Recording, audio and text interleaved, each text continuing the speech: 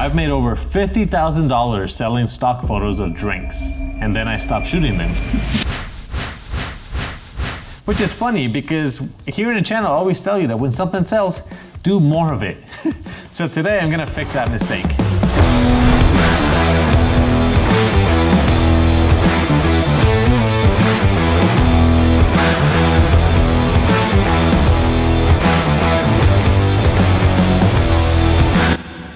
I haven't really uploaded drink photos for quite a few years now for multiple reasons. I'll get to those later, but I mean, yes, I've uploaded a few here and there, but it was more of the same thing, more of the same lighting, the same product, repeating the same patterns. And in stock photography, that's a big no-no. Yes, it is a numbers game, but the goal isn't just volume, the goal is to improve with every photo shoot. People like to say that stock photography is saturated, and yes, go search for a cosmopolitan cocktail. You'll find hundreds of thousands of photos of the same drink. Very similar, but you know, all of them look exactly the same, at least similar in style. Similar lighting, similar angles, like everything is the same. Boring, clean. The thing is that styles change, not only clothing, but lighting, shadows, that kind of stuff. And right now, that's where we're moving towards, is we're moving into more controlled lighting, more creative lighting. Action, motion, strong shadows, high contrast, slightly moody if that's even a thing. And today I want to start updating some of my old best sellers. And I'm going to start with the Martini. Thanks to YouTube Movie Magic, I heard that if I snap my fingers once, I'll go over to the photo setup. Whoa, yes, it works. But I'm not ready for this part yet, so let's go back to the other one. Oh, I gotta snap twice. There we go. Talk about magic. Forget it, let's talk about the setup. I already got glasses chilling in the freezer. I have olives, lemon, water instead of vodka because otherwise I wouldn't get anything done. I have a shaker, ice, a couple of props because you know, you need stuff to make it look good. And here's the thing, drinks and food, you have a very short window to make photos. So a cold glass only lasts a couple of minutes before it just thaws. Ice melts quickly. So the key is to build your setup first and then shoot fast. So let's go back to the photo setup and see if I'm done. Whoa, magic. All right, my setup. So I have the star of the show is this one, the little MS60. It's a very inexpensive COB light. It's an RGB, but I'm only using it in a very warm tone.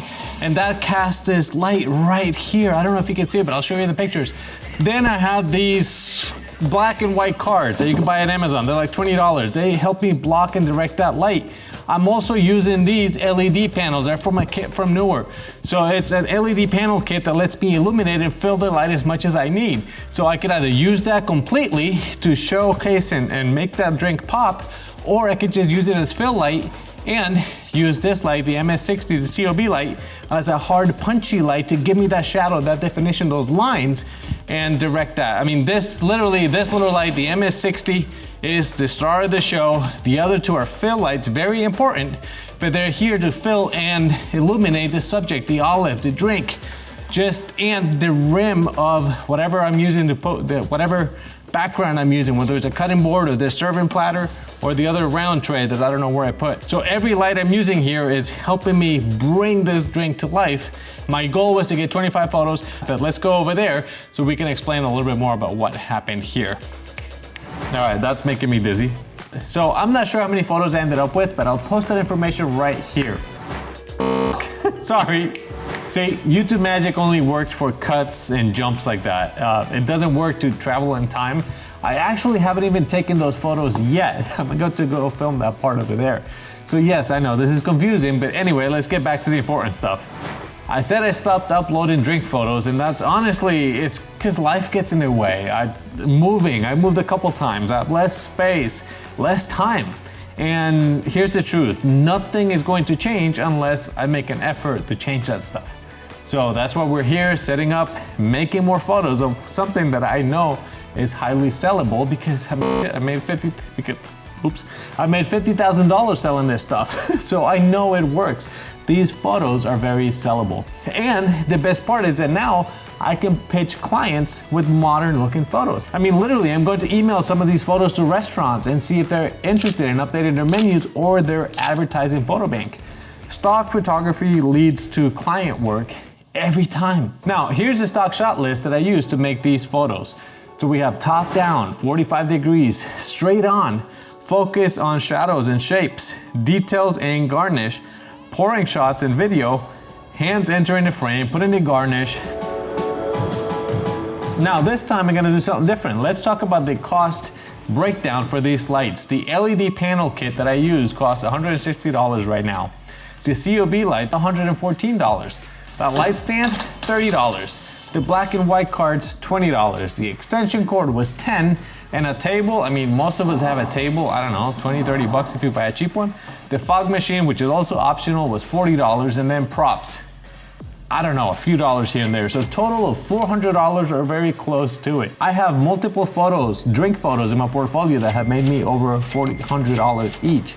And I have tons of drink photo shoots like this one I just did that had made me well more than that, way over $400. Now the thing is that when they made those photos, I didn't have a nice setup or a starting setup like this one. Most of those were things I made at home with homemade diffusers and PVC pipes and stuff, subpar gear, all because I didn't want to spend money on lights.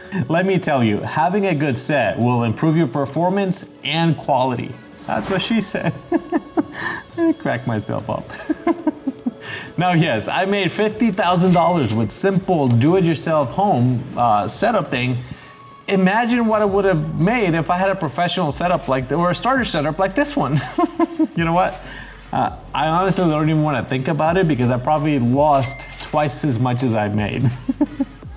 All because I was being stubborn. Now, yeah, these are happy tears.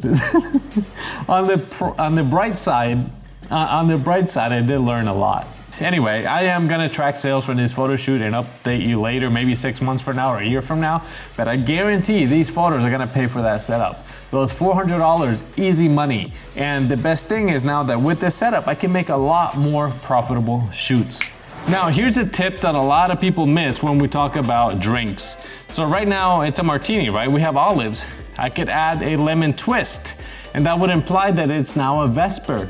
It could be a gin martini, vodka martini. East Coast people use 3 olives. I don't know why. When I was bartending over there, we used 3 olives. West Coast, it's 2 olives. So by adding those little things to your drinks, you're gonna reach more audiences. So the same drink can make me more and more photos just based on the garnish that it has. And again, I'm using water instead of vodka or gin.